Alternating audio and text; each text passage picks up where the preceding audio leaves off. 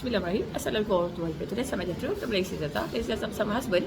Okey, seperti biasa kita buka puasa di sini pula. Okey, kita buka puasa di Divinis, tempat yang kita pernah sambut birthday husband Zaza dekat sini juga, dan selalu makan-makan kat sini dan kenal dengan ownernya.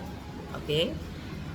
Zaza makan apa? Zaza makan tentunya buka puasa nasi goreng sotong lebih. Nampak tak? Husband dia makan nasi bawah. Okey.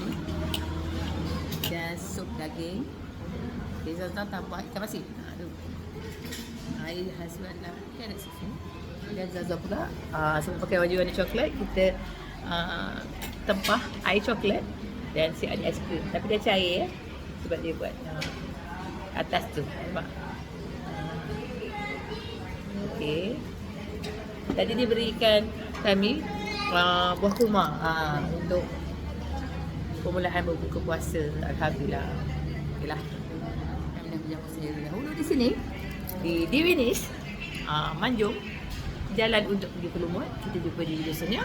Jangan lupa subscribe, like, share, komen YouTube kami. Kita tak salah.